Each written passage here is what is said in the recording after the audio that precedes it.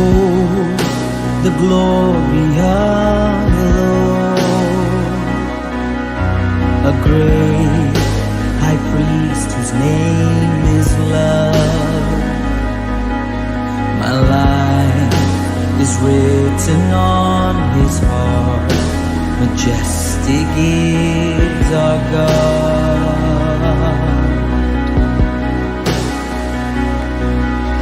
Awake my soul and bring him praise.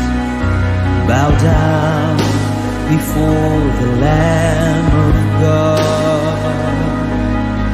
My soul is purchased by his blood, majestic is our God. To you our hearts are open wide, and no one here can hide from your great love. For you are worthy of it all, Christ Jesus glorified.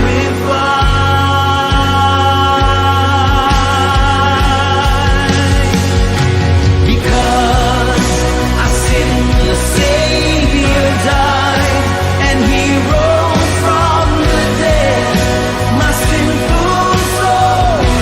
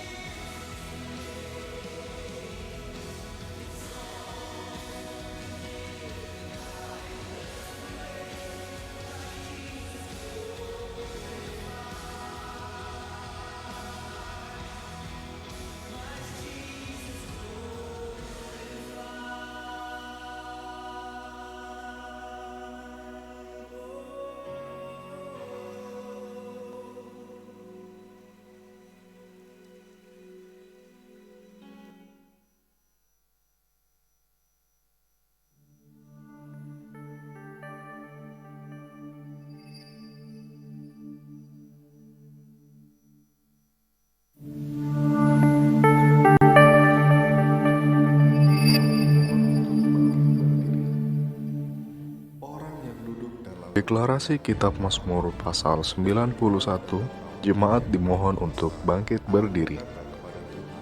Orang yang duduk dalam lindungan yang maha tinggi dan bermalam dalam naungan yang maha kuasa akan berkata kepada Tuhan, tempat perlindunganku dan kubu pertahananku, Allahku yang kupercayai. Sungguh dialah yang akan melepaskan engkau dari jerat penangkap burung, dari penyakit sampar yang busuk. Dengan kepaknya ia akan menudungi engkau, di bawah sayapnya engkau akan berlindung. Kesetiaannya ialah perisai dan pagar tembok. Engkau tak usah takut terhadap kedahsyatan malam, terhadap panah yang terbang di waktu siang, terhadap penyakit sampar yang berjalan di dalam gelap, terhadap penyakit menular yang mengamuk di waktu petang. Walau 1000 orang rebah di sisimu dan 10.000 di sebelah kananmu, tetapi itu tidak akan menimpa kamu. Engkau hanya menontonnya dengan matamu sendiri dan melihat pembalasan terhadap orang-orang fasik. Sebab Tuhan ialah tempat perlindunganmu, yang maha tinggi telah kau buat tempat perteduhanmu. Malapetaka tidak akan menimpa kamu, dan tulah tidak akan mendekat kepada kemahmu. Sebab malaikat-malaikatnya akan diperintahkannya kepadamu untuk menjaga engkau di segala jalanmu. Mereka akan menatang engkau di atas tangannya, supaya kakimu jangan terantuk kepada batu. Singa dan ular tedung akan kau langkahi, engkau akan menginjak anak singa dan ular naga. Sungguh hatinya melekat kepadaku, maka aku akan meluputkannya. Aku akan membentenginya, sebab ia mengenal namaku. Bila ia berseru kepadaku, aku akan menjawab. Aku akan menyertai dia dalam kesesakan. Aku akan meluputkannya dan memuliakannya. Dengan panjang umur akan kukenyangkan dia, dan akan kuperlihatkan kepadanya keselamatan daripadaku. Haleluya. Bapak jemaat yang hadir pada pagi hari ini, Shalom.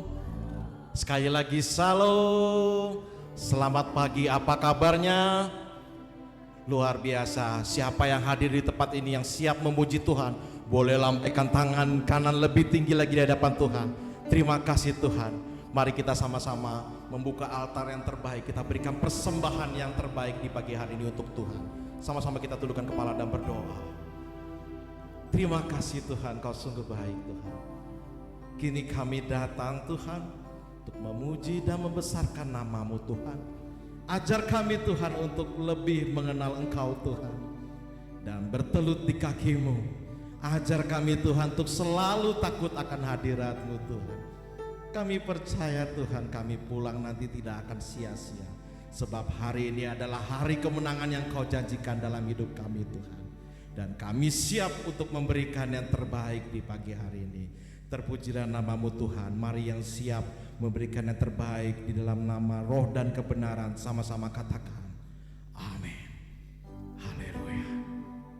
Terpujilah Tuhan untuk selama-lamanya.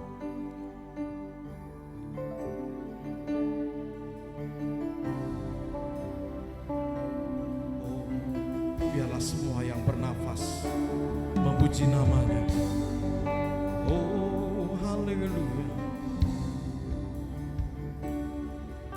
Bila ku buka mataku dan lihat wajah-Mu, katakan ku terkagum. Bila ku lihat hidupku dan karya tangan-Mu, oh, ku tersanjung karena semua yang baik dalam hidupku itulah karya-Mu.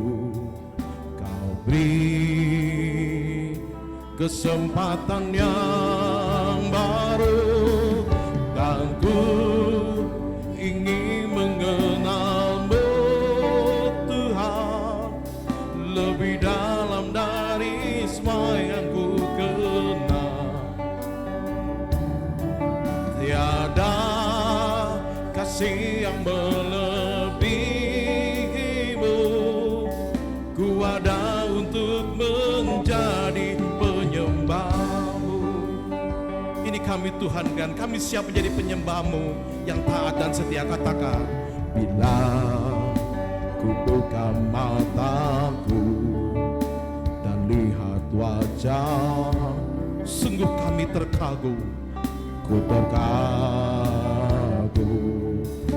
bila ku lihat hidupku dan karya tangan-Mu.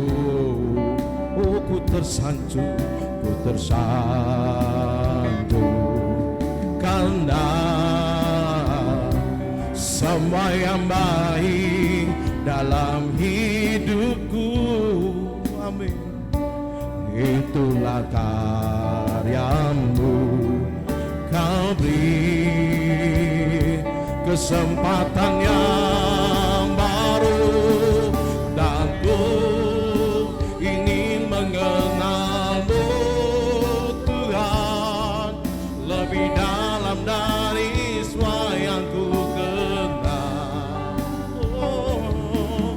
tiada kasih yang melebihimu.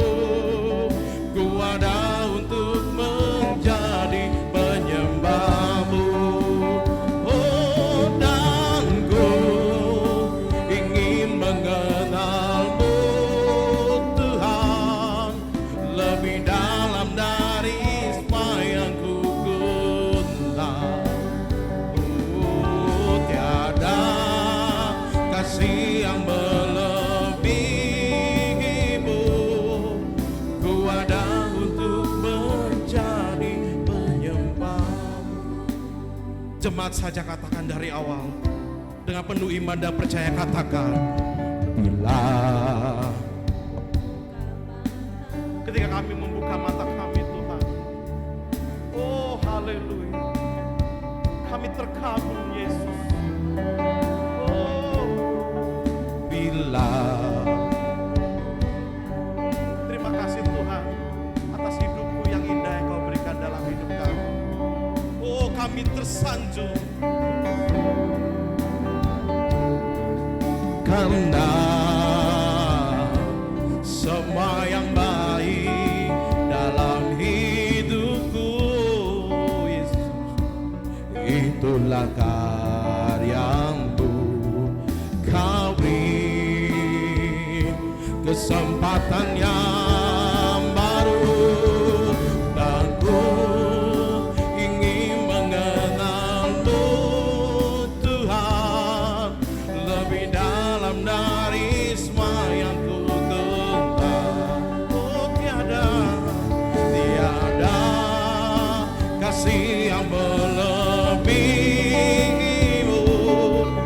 Ku ada untuk menjadi penyembahmu. Oh, dan ku ingin mengenalmu Tuhan, lebih dalam dari semua yang ku kenal. Oh, tiada kasih yang melebihimu.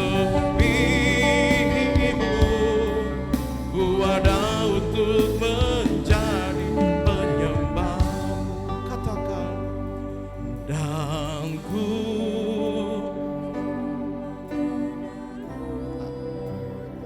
sebab kami ingin dekat di hadirat-Mu Yesus. Oh, Kaulah satu-satunya, tiada kasih seperti-Mu Yesus. Kami ada karena Engkau Yesus. Katakan, oh, dan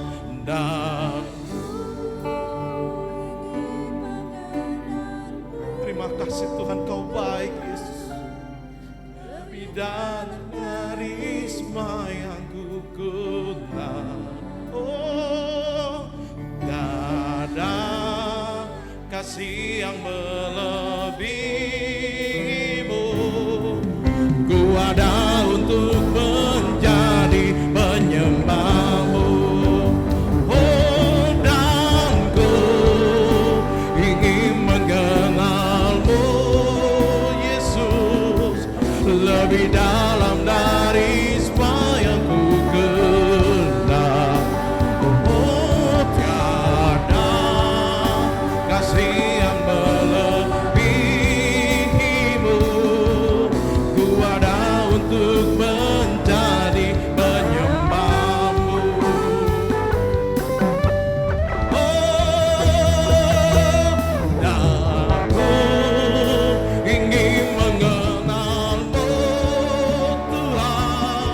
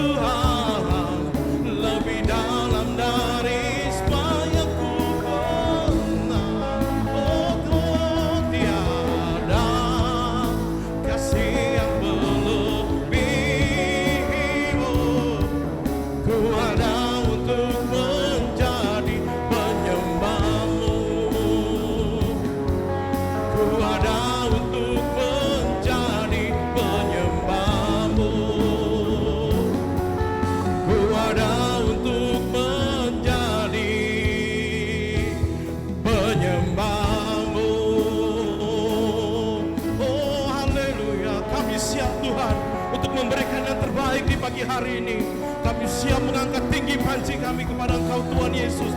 Kami menyembah-Mu Yesus.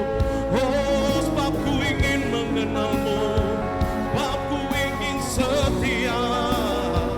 Oh, memuji-Mu selalu Tuhan. Oh, haleluya. Oh, semua yang baik dalam hidupku hanya dari-Mu Tuhan. Ku percaya janji-Mu Tuhan. Oh, karya terbaik. Oh, sungguh nyata perbuatan-Mu Tuhan. Oh, ajar kami setia dan kami ingin lebih mengenal-Mu. Haleluya. Oh, terpujilah nama-Mu. Sebab tiada kasih yang melebihi selain kasih-Mu Tuhan. Oh, haleluya. Kami ada untuk menjadi penyembah-Mu. Sebab kami karya-Mu Tuhan. Oh, takkan pernah kami sia-siakan pengorbanan-Mu yang suci. Oh, ajaib nama-Mu Yesus. Sebab Engkaulah penebus yang hidup dan berkuasa. Oh, haleluya. Oh, Kau baik Tuhan Yesus, Kaulah Tuhan. Oh, kami percaya.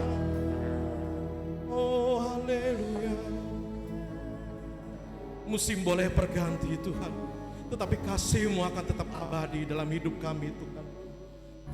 Tak akan berubah untuk selamanya. Kami tetap percaya Tuhan. Terima kasih Tuhan, Kaulah Allah yang ajaib dan selalu menolong hidup kami Tuhan. Oh, haleluya. Musim akan selalu berganti.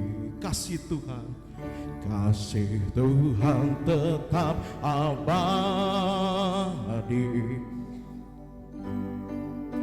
tak akan berubah sampai selamanya.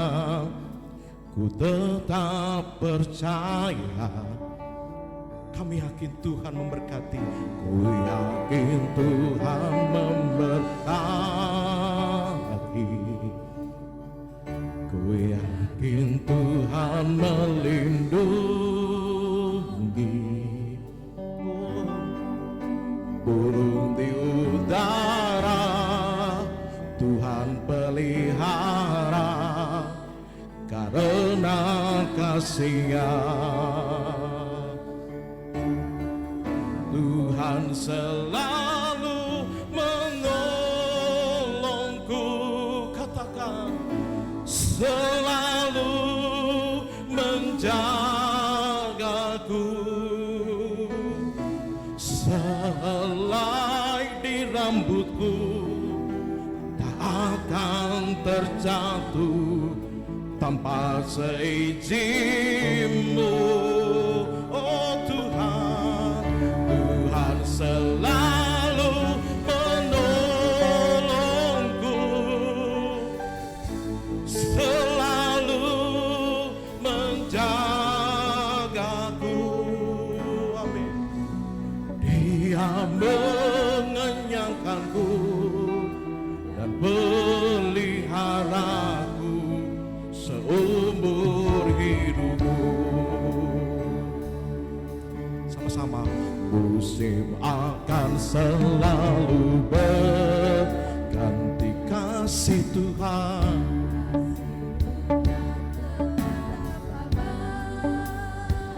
tak akan berubah, tak akan berubah. Kami percaya Tuhan, katakan, ku tetap percaya, ku yakin. Oh, kami yakin Tuhan. Oh Yesus, burung di saudara, Tuhan pelihara karena kasih-Nya. Oh, Tuhan selalu menolongku, selalu menjagaku. Selai di rambutku tak akan terjatuh tanpa seizin-Mu. Oh, Tuhan selalu menolongku, selalu menjagaku. Ia mengenyangkanku dan peliharaku seumur hidup. Masih dalam hadirat Tuhan, sama-sama kita bangkit berdiri nyatakan, Tuhan selalu menolongku, selalu menjagaku. Selai di rambutku tak akan terjatuh tanpa seizin-Mu. Tuhan selalu menolongku, selalu menjagaku.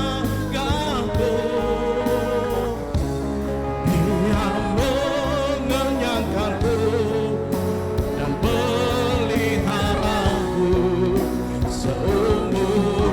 Kami mau nyatakan, Engkaulah Tuhan yang hidup. Oh haleluya.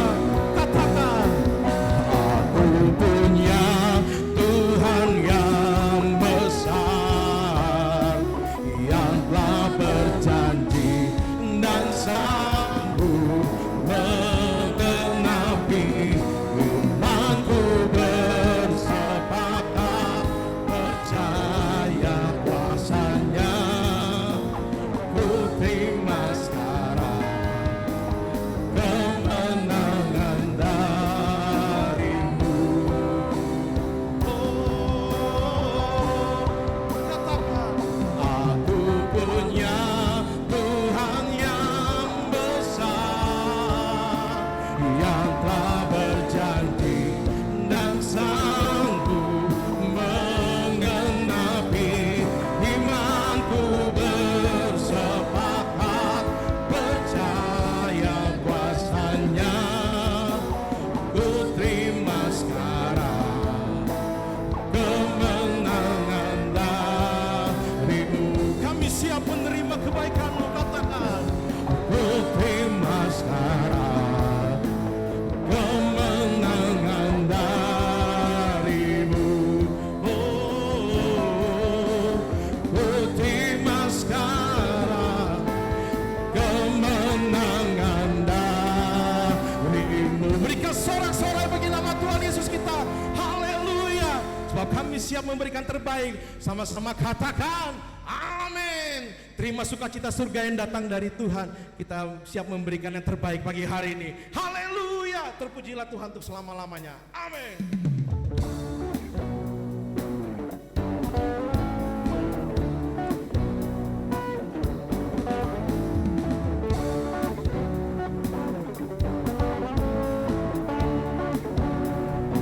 Sama-sama katakan, terima sukacita surga, itulah kekuatan bagi jiwa.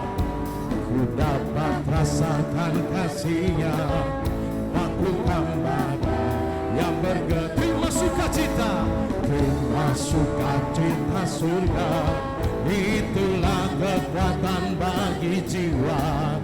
Ku dapat rasakan kuasa-Nya, taklukkan badai yang bergelora. Haleluya, Kau ada dalam hatiku, takkan patah, takkan hilang kekuatan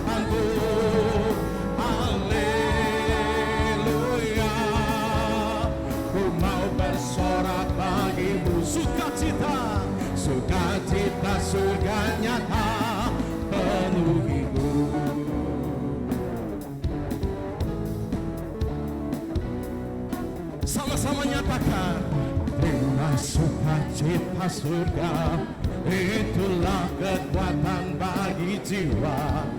Ku dapat rasakan kasih-Nya di tengah badai yang bergelora. Terima sukacita surga, itulah kekuatan bagi jiwa.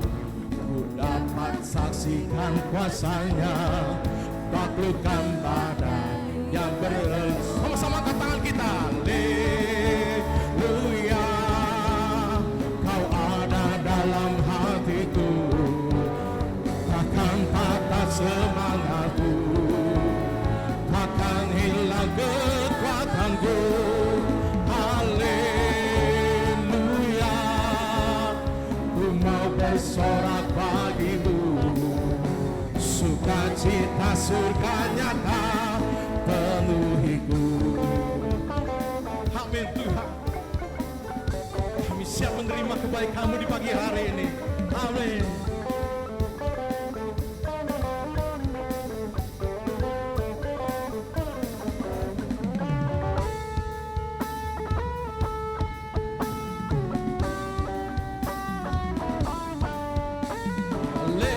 Haleluya, Kau ada dalam hatiku, takkan patah semangat, takkan hilang kekuatanku.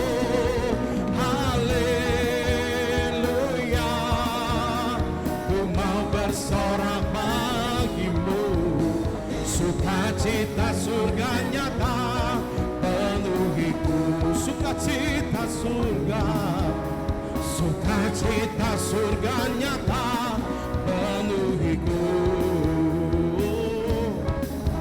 Sukacita surga nyata penuhiku. Berikan yang terbaik bagi nama Tuhan Yesus. Saya beri kesempatan untuk Bapak Ibu Saudara terkasih memberikan tos kanan kiri saudara minimal 5 orang. Jangan sampai ada yang terlewatkan. Haleluya, sama-sama kita angkat tinggi panci kita, karena kebangkitannya ada dalam hati saudara dan saya. Haleluya.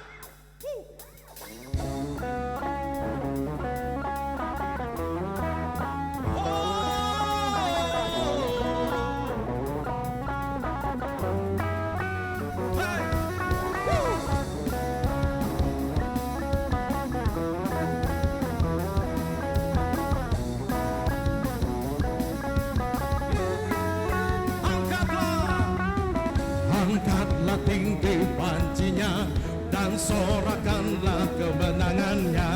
Katakan kemenangannya. Belenggu telah dipatahkan, kutuk dan maut telah dikalahkan. Dikalahkan oleh darah-Mu yang bebaskanku, yang bebaskanku. Kaulah Raja yang hebat, kebangkitan-Mu di dalamku, di dalamku. Tiada ketakutan, kemenanganku bersama-Mu, bersama-Mu.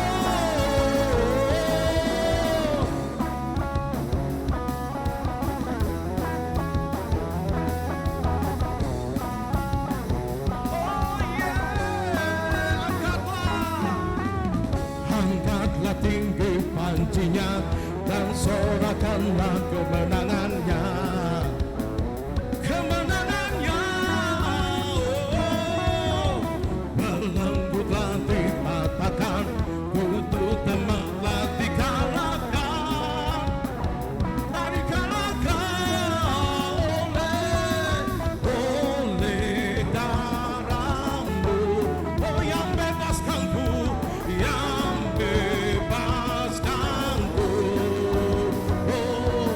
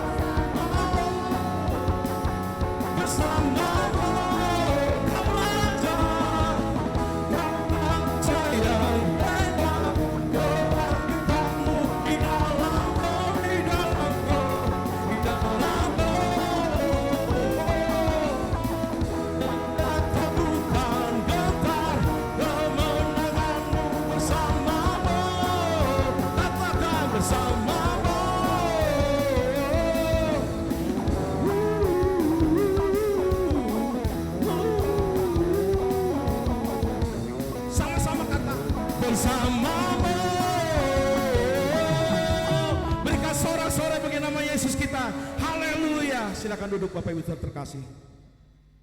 Amin. Terpujilah Tuhan. Tiba saatnya kita akan memberikan POV. Silakan. Berdoa perlindungan dan hadirat yang memenuhi saudara selalu. Kita akan membahas mengenai apakah boleh orang percaya menghardik setan dan juga sakit penyakit. Lalu apakah ada landasan firman dari kebiasaan yang umumnya orang Pentakosta lakukan ini. Dalam Voice of Pentecost kali ini, kita akan membahas mengenai iman yang rasional. Sampai hari ini kita masih mempercayai bahwa Allah masih mau melakukan mujizat di tengah-tengah dunia. Baik itu mujizat kesembuhan, kelepasan dari keterikatan, maupun mujizat penyediaan Tuhan di keseharian hidup kita. 1 Korintus pasal 3 ayat 9 jelas berkata bahwa kita adalah kawan sekerja Allah di dunia ini. Dan Yesus mengutus umatnya untuk memberitakan Injil sembari mengusir setan demi nama Yesus dan mendoakan mereka yang sakit. Di tengah dunia yang dipenuhi oleh sakit penyakit dan banyak kelemahan ini, apa yang dapat umat Tuhan lakukan secara rohani? Kita berdoa agar Allah berpekara dan mengadakan mujizatnya. Hal ini dilandasi dan dipagari oleh 3 hal, yaitu pertama, teladan Yesus yang melakukan mujizat supernatural. Di dalam perjanjian baru, tercatat ada 7 kali Yesus mengusir setan dalam kitab Matius, Markus, dan Lukas. Dan begitu banyak catatan Yesus menyembuhkan mereka yang sakit, baik secara perorangan maupun secara khalayak ramai. Kalau kita adalah kawan sekerja Yesus dan percaya bahwa kita diberi kuasa oleh Roh Kudus untuk mengusir setan dan menyembuhkan sakit penyakit, maka kita pun akan berlaku demikian. Pengetahuan Alkitab kita akan lebih kuat jika disertai oleh pengalaman iman yang sama.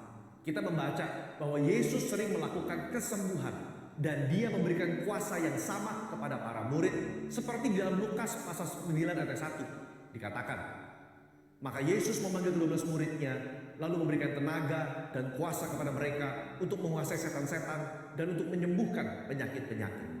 Nah, secara global umat Pentakosta meyakini bahwa orang percaya di zaman sekarang juga diberikan kuasa untuk menghardik dan menyembuhkan. Gembala sidang kita Pak Niko mendapatkan tuntunan untuk melakukan KKR kesembuhan ilahi di dalam dan luar negeri. Tercatat sudah ada 318 kali KKR yang dilakukan dari tahun 2006 sampai 2019. Dan juga lewat program TV yang disaksikan oleh jutaan orang yang mengalami hadirat Tuhan. Dan ribuan mengalami kesembuhan yang juga disaksikan oleh banyak orang sampai hari ini. Itu adalah pengalaman rohani tak terbantahkan yang memperkuat pengetahuan umat tentang karakter Allah yang penuh kasih itu. Kalau kita membaca sejarah kegerakan Pentakosta secara global, maka saudara akan melihat begitu banyak mujizat supernatural yang Tuhan kerjakan lewat hamba-hambanya di berbagai belahan dunia. Itu semua semata-mata karena Allah mengasihi jiwa-jiwa dan Ia ingin semua orang diselamatkan. Yang kedua, otoritas firman Tuhan. Di dalam kehidupan orang percaya, firman Tuhan menjadi dasar dari apa yang kita lakukan sehari-hari. Kalau pertanyaannya adalah apakah orang percaya boleh menghardik sakit penyakit dan setan? Tentu kita melihat dari teks Alkitab bagaimana Yesus dan para rasul melakukannya. Di dalam Lukas pasal 4 ayat 39, mertua Petrus sakit demam keras. Petrus meminta Yesus datang. Yesus menyembuhkan mertua itu dengan cara apa? Yesus menghardik demam itu dan penyakit itu pun meninggalkan dia. Ini menjadi dasar bagi orang percaya. Secara spiritual kita berdoa dan menghardik sakit penyakit seperti yang Yesus lakukan. Di dalam Yohanes pasal 14 ayat 12 juga dikatakan bahwa orang percaya akan melakukan pekerjaan-pekerjaan yang Yesus lakukan, bahkan pekerjaan yang lebih besar lagi. Pekerjaan ini mencakup mujizat-mujizat yang Yesus lakukan. Karakter kerendahan hati yang dia tunjukkan dan kasih yang diberikan kepada orang-orang yang membutuhkan. Inilah yang menjadi dasar bagi orang percaya untuk melangkah dengan iman di atas dasar janji firman Tuhan. Yang ketiga, menantikan waktunya Tuhan. Di dalam bersyafaat dan melakukan tindakan iman seperti ini tidak terlepas dari kedaulatan Tuhan. Iman yang rasional membuat kita terus-menerus berdoa dan berharap hanya kepada Tuhan, sembari mengetahui bahwa jalan manusia bukanlah jalannya Tuhan. Rancangan manusia bukan rancangan Tuhan. Ketika Daud berdoa dan berpuasa demi anaknya yang sakit sebagai penghakiman Tuhan atas hubungannya dengan Batsheba, dia melakukannya dengan tidak jemu-jemu. Tetapi ketika Tuhan berkata lain dan anak itu harus mati, maka Daud segera bangkit. Dia makan dan kembali kepada aktivitasnya. Apa yang dapat kita pelajari?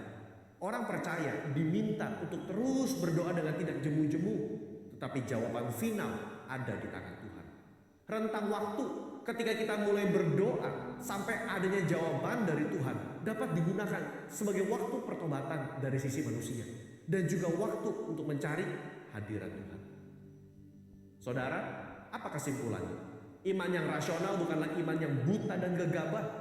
Kita tetap mempercayai mujizat Allah di tengah bangsa kita. Saya berdoa agar kita semua mau mengambil bagian aktif dalam berdoa dan bersyafaat untuk bangsa Indonesia. Saudara-saudara, untuk penjelasan lebih lengkapnya dari tim teologi kami, silakan buka link yang ada di atas atau scan QR code yang tersedia. Tuhan Yesus memberkati.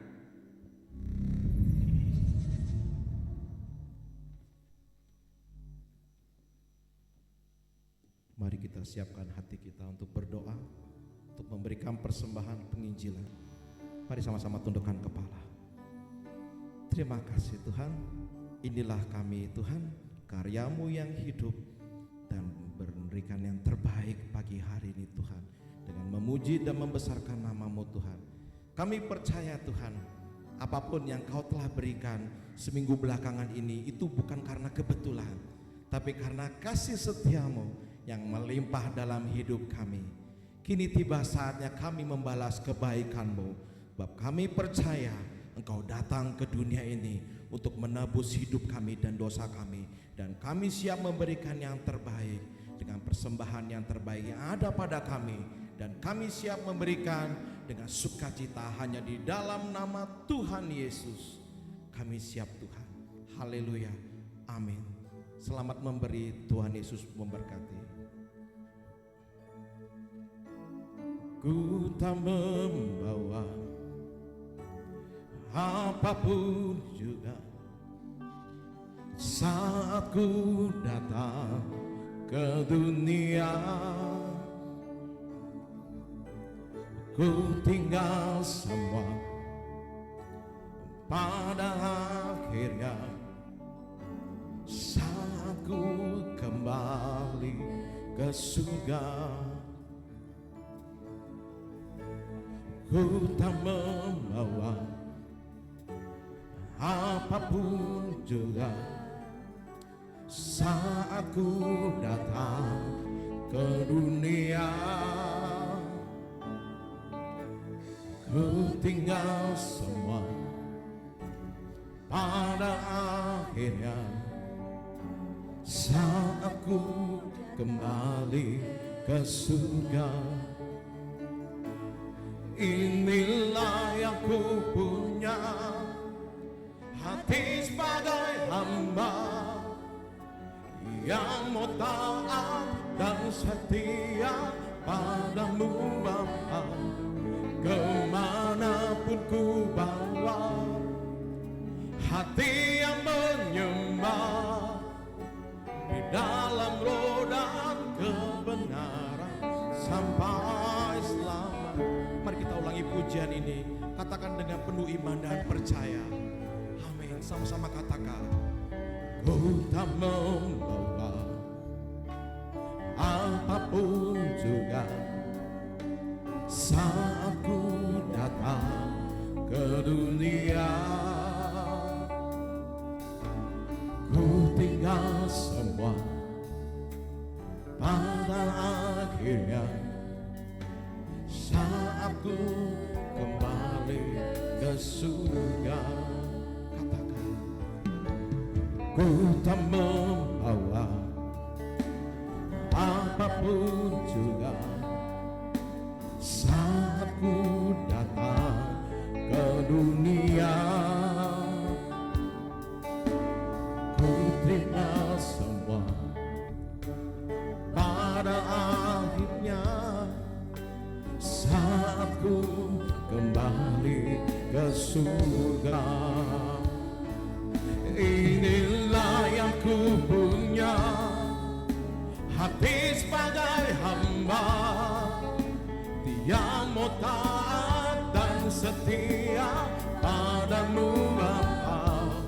Kemanapun ku bawa, hati yang menyembah di dalam roh dan kebenaran sampai selamanya.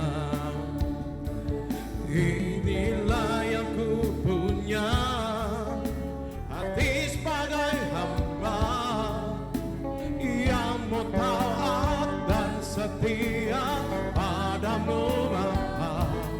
Kemanapun ku bawa, hati yang menyembah di dalam roh dan kebenaran sampai selamanya.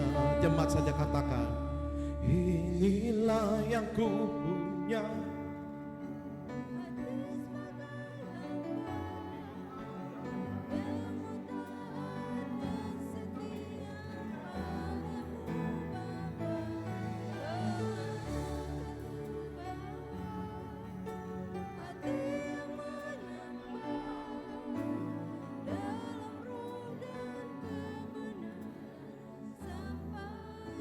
Katakan lebih dahsyat lagi di hadapan Tuhan.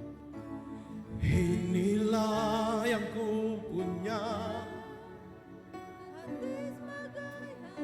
oh, yang mau taat padamu Bapa. Kemanapun ku bawa, hati yang menyembah dalam roh dan kebenaran sampai selamanya. Inilah yang ku punya, hati sebagai hamba yang mau taat dan setia padamu Bapa. Kemanapun ku bawa, hati yang menyembah dalam roh dan kebenaran sampai selamanya. Ku mau seperti-Mu Yesus, disempurnakan selalu dalam segenap jalanku, memuliakan nama. Masih dalam hadirat Tuhan, saya undang Bapak Ibu Saudara bangkit berdiri. Oh, ku mau seperti-Mu Yesus, disempurnakan selalu dalam segenap jalanku, memuliakan nama-Mu.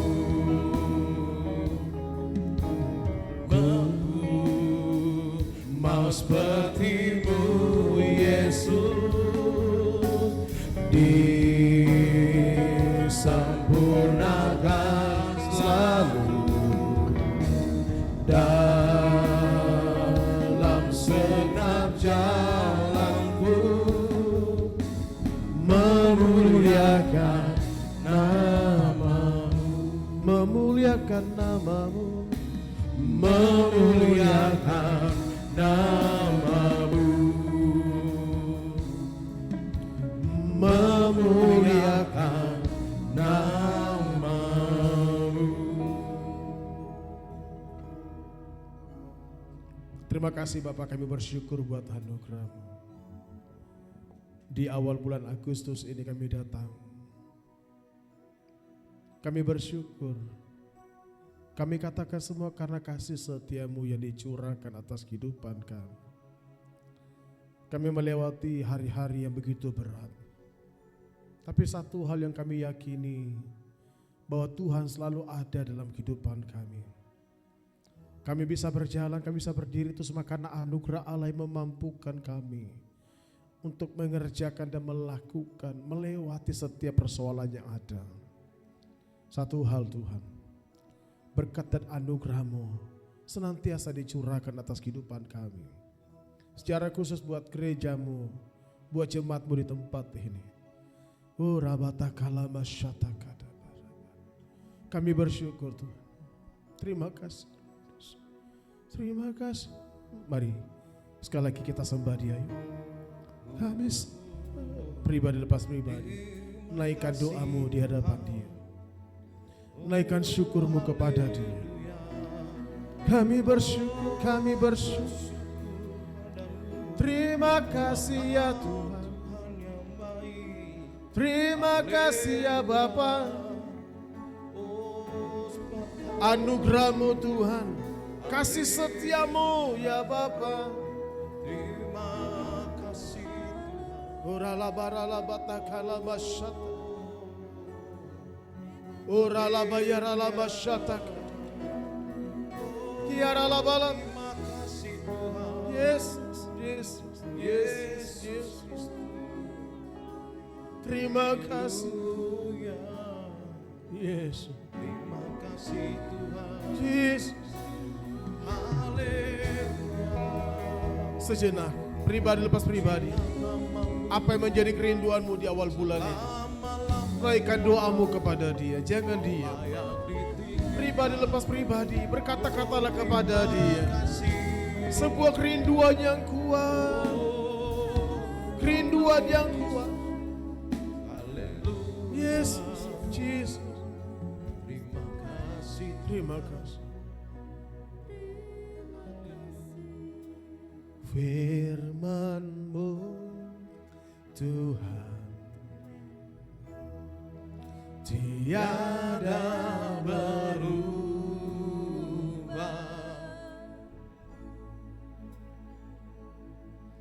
Dahulu, sekarang, selama-lamanya tiada berubah. Firman-Mu Tuhan menolong hidupku. Ku siapkan hatiku Tuhan untuk dengar firman. Oh firman-Mu ya Tuhan, firman-Mu Tuhan tiada berubah Tuhan, tiada berubah. Dahulu, sekarang, selama-lamanya. Dahulu, sekarang, selama-lamanya. Tiada berubah, tiada berubah. Yes. Oh, firman-Mu Tuhan menolong hidupku, penolong hidupku. Ku siapkan hatiku Tuhan untuk dengar firman. Ku siapkan hatiku ya Tuhan, ku siapkan hatiku Tuhan untuk dengar firman. Oh, ku siapkan hatiku ya Tuhan, ku siapkan hatiku Tuhan untuk dengar firman-Mu. Beri kemuliaan bagi Tuhan, haleluya. Terima kasih Bapa. Kami siap menyambut firman-Mu, firman yang berkuasa, firman yang membebaskan, firman yang menyembuhkan, firman yang melepaskan. Terima kasih Bapa. Terpujilah nama Tuhan dari kekal sampai kekal selama-lamanya. Demi nama Tuhan Yesus kami sambut firman-Mu. Haleluya. Amin. Shalom.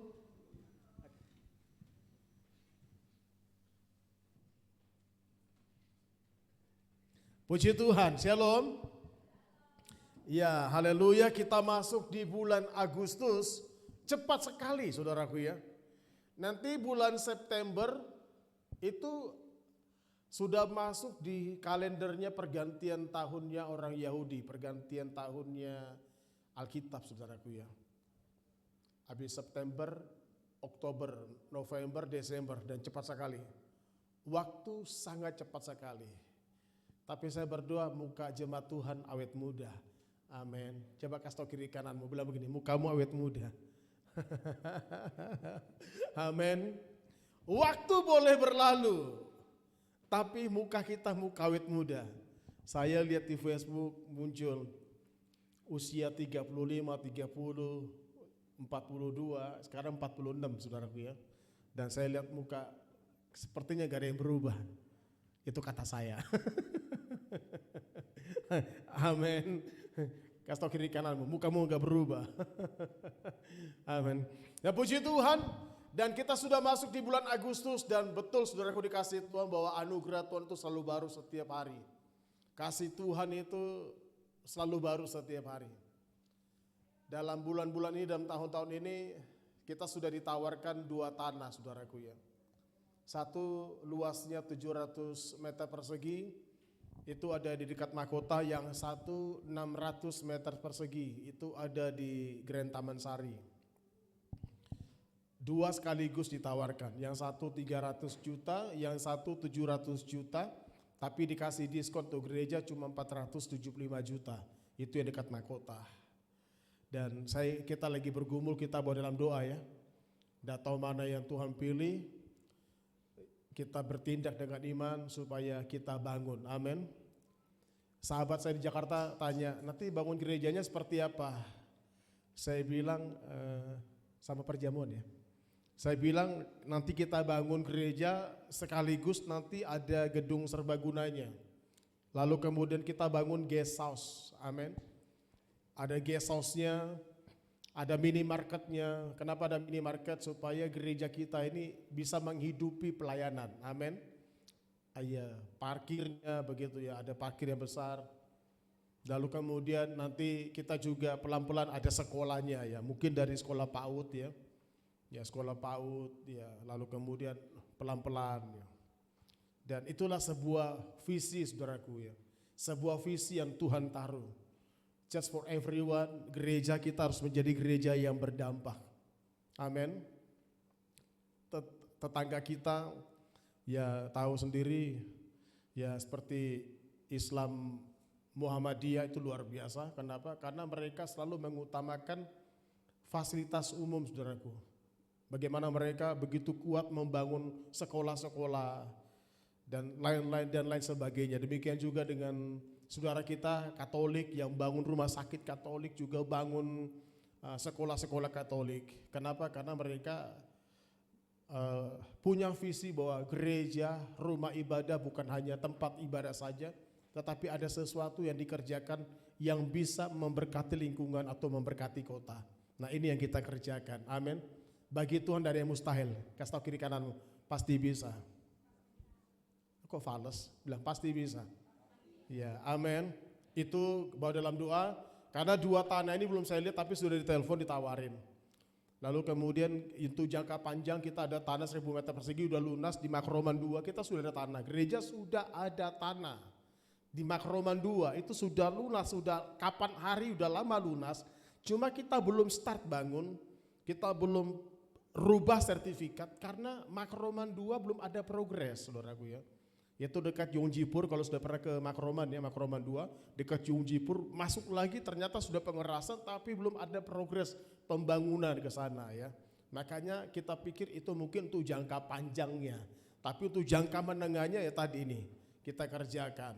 Dan saya berdoa anak-anak rohani kita di sini, anak-anak kita majulah di dalam Tuhan, amin. Karena semakin bertambah usia saya, tidak mungkin juga darah daging saya yang akan melanjutkan pekerjaan tongkat estafet dalam pelayanan ini. Bisa saja anak rohani saya, bisa juga anak-anak kita yang dari sekolah minggu, amin. Karena gereja kita bukan gereja kerajaan, keluarga, bukan. Tapi siapa yang Tuhan tunjuk, Tuhan pilih, itulah yang melanjutkan pelayanan ini saudaraku. Dan makanya kami terus membangun, ada gas DNA, kita bangun terus anak-anak muda, bukan hanya di sini tapi juga sampai ke daerah Kukar, kita perkuat semuanya. Dan puji Tuhan itu saja. Mari kita mendengar firman Tuhan di bulan Agustus ini dengan satu tema yaitu merdeka dari perbudakan dosa. Dalam 1 bulan ini kita akan bicara tentang kemerdekaan. Kenapa kita bicara tentang kemerdekaan? Karena kita ada di bulan Agustus dan sudah pasti di bulan Agustus di mana-mana pasti banyak bendera merah putih. Ada perjuangan-perjuangan yang kembali ditampilkan. Itulah sebabnya kita mengambil tema ini karena kita mau relate dengan tema ini. Kalau bulan kemarin kita bicara tentang iman dan bulan ini kita bicara tentang kemerdekaan. Dan di minggu yang pertama kita akan berbicara tentang kemerdekaan, merdeka dari perbudakan dosa. Mari jemaat Tuhan kita bangkit diri semuanya, saya mengundang semua bangkit berdiri. Mari kita membaca Alkitab kita, di depan sudah ada. Injil Yohanes pasal yang ke-8 ayat 34 sampai dengan 36. Kita baca sama-sama ayat 34. 2, 3, kata Yesus kepada mereka, aku berkata kepadamu, sesungguhnya setiap orang yang berbuat dosa adalah hamba dosa. 35, dan hamba tidak tetap tinggal dalam rumah, tetapi anak tetap tinggal dalam rumah. 36. Jadi apabila anak itu memerdekakan kamu, kamu pun benar-benar merdeka. Demikianlah pembacaan kebenaran firman Tuhan pada pagi hari ini. Berbahagialah setiap kita yang merenungkannya dan berbahagialah setiap kita yang menjadi pelaku-pelaku firman Tuhan. Katakan amin. Silakan duduk. Jemaat yang dikasihi Tuhan, kita tahu di bulan Agustus bahwa Indonesia merdeka. Tahun 1945 bagaimana Indonesia merdeka bukan diberi cuma-cuma. Tetapi ada peluang pada waktu itu Jepang dibombardir oleh Amerika sehingga itu menjadi opportunity, kesempatan bagi Indonesia untuk memproklamasikan kemerdekaan karena Jepang pada waktu itu sudah tidak berdaya lagi, saudaraku. Kenapa enggak berdaya? Karena sejarah mencatat 2 kota besar Jepang itu dibom atom, Hiroshima dan Nagasaki, dan itu menjadi titik balik. Indonesia mengambil peluang untuk apa? Untuk memproklamasikan kemerdekaan. Dan terus setiap tahun itu selalu diingatkan dan itu selalu dirayakan. Bukan hanya di kota, tapi setiap RT diperlombakan juga, dirayakan dengan berbagai macam-macam perlombaan. Tapi pada hari ini mata kita bisa melihat apa yang Yesus ajarkan tentang kemerdekaan. Bagaimana Yesus berkata kepada kita, aku berkata kepadamu sesungguhnya setiap orang yang berbuat dosa adalah hamba dosa. Dari 3 bagian ini kita akan bisa melihat dan merenungkan kembali bagaimana kita sebagai orang percaya Tuhan mau kita betul-betul merdeka, tidak lagi hidup dalam perbudakan dosa. Nah, mari kita melihat satu doktrin, pelan-pelan saya bicara tentang dosa. Dosa dalam bahasa aslinya, dalam bahasa Ibrani dan dalam bahasa Yunaninya ada disebut dengan afon dan adikia. Jadi kalau kita bicara tentang afon dan adikia, ini bicara tentang keadaan hati yang bengkok dan menyimpang dari jalan yang lurus. Hati yang bengkok. Makanya kalau kita bicara afon dan adikia, kita bisa melihat bagaimana ketika pertama kali manusia di Taman Eden, Tuhan berkata kepada Adam dan Hawa, buah yang kau makan ini, buah yang ini jangan kau makan. Kalau kau makan buahnya pasti kau mati. Tapi ternyata mereka menyimpang. Mereka menyimpang dari firman Allah, apa yang disampaikan kepada mereka. Sehingga dosa pertama kali itu hadir di Taman Eden. Mereka menyimpang. Tapi ada juga istilah pesa dan parabasis. Ini juga bicara tentang apa? Melanggar batas wilayah secara sah atau memberontak melawan raja. Dan lagi-lagi ini juga sama. Bagaimana Adam dan Hawa juga memberontak. Kenapa memberontak? Titah firman Tuhan itu dilawan. Bahkan wanita itu berkata begini, "Enggak, aku sekali-kali tidak mati." Padahal Tuhan bilang pasti mati. Jadi kita bisa melihat ada sedikit paradok ketika iblis mencobai yang pertama kali kepada wanita. Nah, mereka melanggar batas wilayah secara sah atau memberontak, melawan raja, melawan Tuhan, melawan firman. Dan yang menariknya ternyata ada juga dalam bahasa Ibrani dan Yunaninya disebut dengan cata atau hamartia. Itu artinya menembakkan anak panah tetapi gagal mengenai target. Ternyata dosa lebih jelas lagi berbicara bukan tentang moralitas, tapi jauh lebih ke dalam lagi. Sesuatu yang meleset, yang tidak mengenai target, yang tidak dengan rencana Tuhan. Maknanya manusia gagal memenuhi standar moral Allah yang sempurna. Artinya dosa bukan hanya melakukan kejahatan besar, tapi gagal menjadi seperti yang Allah kehendaki. Jadi dosa itu bukan bicara tentang moralitas. Oh, Pak, dia pencuri, dia membunuh, dia berzina, oh dia penipu. Jadi itu bicara tentang moralitas. Tapi kalau kita lihat dari Cata dan hamartia, ternyata bukan sekedar moralitas. Tapi meleset dari rencana Allah, kita enggak hidup dalam rencana Allah saja, itu sudah dosa. Jadi dari sini kita bisa melihat dari 3 hal ini, saudaraku. Cata hamartia, Pesa dan Parabasis, dan Avo dan Adikia. Dari 3 hal ini, saudaraku, manusia betul-betul dikuasai oleh dosa. Lihat, ketika Tuhan memanggil Yunus, Yunus, kau pergi ke Niniwe ya. Kamu pergi sampaikan pertobatan ke Niniwe. Yunus dia enggak melakukannya, meleset. Kenapa meleset? Dia lari dari panggilan. Dia pergi ke mana? Dia pergi ke Tarsus. Lalu di Tarsus itulah Tuhan bicara melalui badai.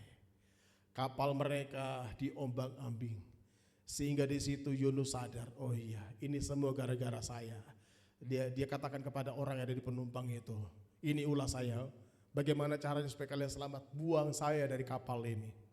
Ketika Yunus dibuang, badai pun reda dan Alkitab mencatat Yunus dimakan ikan besar.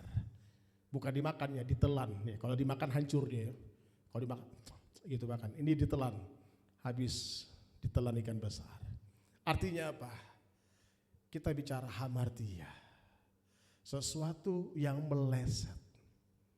Itulah sebabnya ternyata dosa bukan bicara tentang moralitas. Tapi ketika kita enggak berjalan di dalam rencana Allah, itu sudah dosa. Dan saya berdoa pada hari ini kita semua harus berjalan di dalam rencana Allah. Ya setuju, katakan amin. Kasih tahu kiri kananmu, berjalan dalam rencana Allah. Amin. Bilang begini, jangan meleset. Amin. Jangan meleset. Nah, mari kita bisa melihat dari dosa ini, saudaraku dikasih Tuhan, ada 3 hal yang bisa kita lihat. Tapi pelan-pelan saya bisa memperlihatkan kepada kita tentang upah dosa. Kita mencatat upah dosa, ialah maut. Jadi dosa gajiannya itu maut. Kita kerja, gajiannya duit, tapi dosa. Upahnya bukan uang, upahnya maut. Tetapi karunia Allah, hidup yang kekal dalam Kristus Yesus, Tuhan kita, dan itu dicatat dalam Roma pasal 6 ayat 23. Tidak ada upah dosa yang lain selain adalah maut. Apa itu maut? Neraka. Neraka itu keterpisahan dengan Allah. Manusia dibinasakan. Ini gambarnya ya, neraka. Ini sangat mengerikan, saudaraku. Neraka ini bukan cerita dongeng. Neraka ini cerita real, suatu fakta yang Yesus sampaikan kepada murid-muridnya, kepada ahli Taurat tentang apa? Tentang si Lazarus yang miskin dan orang kaya yang berada di tempat yang gelap dan panas, di tempat neraka. Jadi neraka itu bukan isapan jempol, tapi itu fakta. Di mana manusia yang tidak bertobat, yang hidup dalam perbuatan dosa, mereka akan dilemparkan. Karena Alkitab mencatat upah dosa ialah maut. Mari kita lihat ada 3 bagian dari apa yang sudah kita baca di dalam Injil Yohanes pasal yang ke-8 ayat 34 sampai 36. Yang pertama dicatat setiap orang yang berbuat dosa adalah hamba dosa. Yesus berkata di ayat 34 yang sudah kita baca, setiap orang yang berbuat dosa adalah hamba dosa. Dari kata hamba dosa ini, tadi kita sudah melihat definisi dosa kan, dari berbagai macam bahasa kan. Dan saya membagikan lagi 3 bagian dari hamba dosa. Yang pertama adalah hamba kedagingan. Galatia pasal 5 ayat 19 sampai 21. Di sini kita bisa melihat ini kedagingan, percabulan, kecemaran, hawa nafsu, penyembahan berhala, sihir, perseteruan, perselisihan, iri hati, amarah, kepentingan diri sendiri, percidaian, roh pemecah, kedengkian, kemabukan, dan pesta pora. Anda tahu percidaian? Percidaian itu suka melukai hati orang. Ya, suka menyakiti hati orang. Ini sangat mengerikan. Ini bagian dari hamba kedagingan. Dan saya mencatat bahwa hidup yang sepenuhnya dituntun oleh hawa nafsu kedagingan bukan oleh Roh Kudus, saudaraku. Dan ini mengerikan. Rasul Paulus berkata, dulu aku melakukan bagian ini. Jadi Galatia pasal 5 ini ditulis oleh Rasul Paulus. Dan Rasul Paulus berkata begini, semua ini sudah aku lakukan. Dari percabulan, kecemaran, hawa nafsu, dan sebagainya dan sebagainya. Kita bisa melihat inilah disebut dengan kedagingan. Sangat mengerikan. Masih banyak orang Kristen di zaman now ini masih hidup di dalam kedagingan. Kenapa kedagingan? Karena enggak hidup dituntun oleh Roh Kudus. Nah, itu yang saya bilang. Enggak selama-lamanya orang Kristen itu dia mengklaim dirinya, Pak, aku bukan manusia berdosa karena aku tidak melakukan moralitas, dosa yang bersifat moralitas. Padahal kalau kita bisa melihat dari ayat ini, ternyata bukan bicara tentang moralitas. Kita bicara tentang apa? Iri hati, perselisihan, amarah. Ada orang yang suka marah-marah terus, betul. Ada orang yang suka menjelekin terus. Mau di sini jelekin sini, sana jelekin sana, sana jelekin sana. Lalu siapa yang baik? Gitu, kata si Cak Lontong kan. A jelekin B, B jelekin C, C jelekin A. Lalu yang baik siapa dong? Nah, ini kata-kata bijaknya Cak Lontong kan. Seakan-akan kita lebih baik daripada orang itu. Lalu kemudian apa lagi? Perseteruan, hawa nafsu, lalu kemudian kecemaran. Nah, ini dia kepentingan diri sendiri.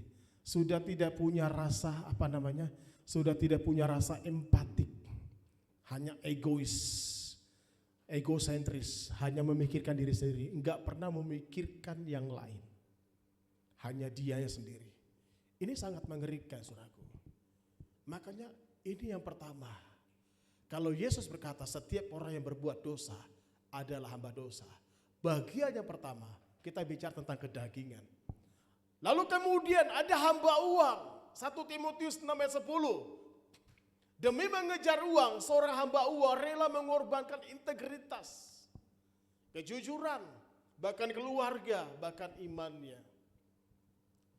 Baru-baru ini viral, mal-mal, nonton enggak jemaat? Mal-mal dibikin pagarnya.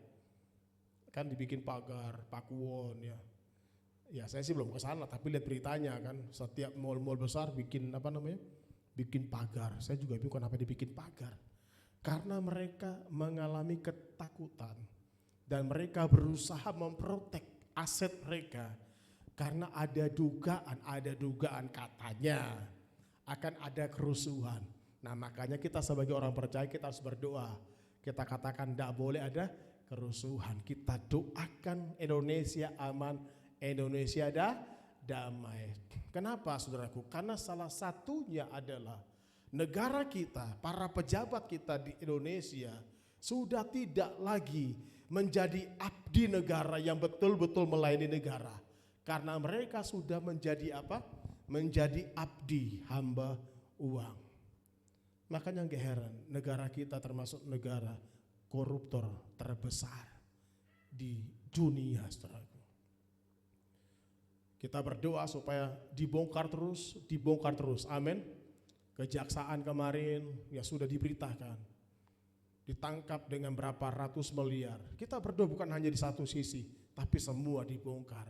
Karena Indonesia ini kita bawa dalam doa, Indonesia pasti dipulihkan, amin. Karena kalau kita bicara hamba uang, ini merusak negara kita, merusak gereja, merusak keluarga, dan merusak apa yang sudah kita bangun. Kenapa? Demi mengejar uang. Seorang hamba uang rela mengorbankan integritas, kejujuran, bahkan mengorbankan keluarga, bahkan imannya. 1 Timotius pasal 6 ayat 10. Cinta uang adalah akar dari segala kejahatan. Karena oleh memburu uanglah banyak orang telah menyimpang dari iman dan menyiksa dirinya dengan berbagai-bagai duka. Menyimpang dari iman artinya selingkuh dari Yesus. Ini dia. Saya berdoa setiap kita jangan ada menjadi hamba uang. Amin. Kita harus jujur. Kasih tahu kiri kananmu jujur. Yang pertama, jujur kepada diri sendiri. Yang kedua, jujur kepada Tuhan. Amin. Kasih tahu kiri kananmu, jujur kepada Tuhan. Iya. Amin. Kadang-kadang banyak orang Kristen tidak pernah jujur sama Tuhan kan? Tidak jujur. Susah saudaraku. Memang uang ini basis kejujuran, alat uji kejujuran itu uang. Betul? Coba aja contoh. Pinjam uangmu dong. Pasti jawabnya apa? Nggak ada. Padahal uangnya ada. Hati-hati loh. Pinjam uangmu dong. Nggak ada uangku. Padahal uangnya ada. Itu saja udah bote. Orang Bapak bilang, udah bohong. Lalu kemudian yang ketiga, hamba iblis. Ulangan pasal 18 ayat 10-11. Mencari kekuatan, perlindungan atau kekayaan di luar Tuhan dengan bersekutu langsung secara spiritual dengan roh-roh jahat. Nah ini yang paling parah. Hamba iblis pergi ke Gunung Kawi, pergi ke Pantai Laut Selatan untuk apa? Melakukan sesajen, mengikat dirinya dengan iblis demi apa? Mendapatkan rezeki. Sangat mengerikan saudaraku. Dari 3 bagian ini, hamba kedagingan, hamba uang, hamba iblis. Ini kebenaran firman Tuhan. Apa yang Yesus katakan? Setiap orang yang berbuat dosa adalah hamba dosa. Yang kedua, kita bisa melihat kebenaran firman Tuhan. Apa yang Yesus ajarkan di ayat 35, hamba tidak tetap tinggal dalam rumah. Galatia pasal 4 ayat 29-30 menegaskan, tetapi seperti dahulu dia yang diperanakan menurut daging, menganiaya yang diperanakan menurut roh, demikian juga sekarang ini, ayat 30, tetapi apa kata nas kitab suci, usirlah hamba perempuan itu beserta anaknya, sebab anak hamba perempuan itu tidak akan menjadi ahli waris bersama-sama dengan anak perempuan merdeka itu. Yesus berkata, hamba dosa tidak tetap tinggal dalam rumah. Ini alegoris teologi yang dipaparkan oleh Rasul Paulus. Dia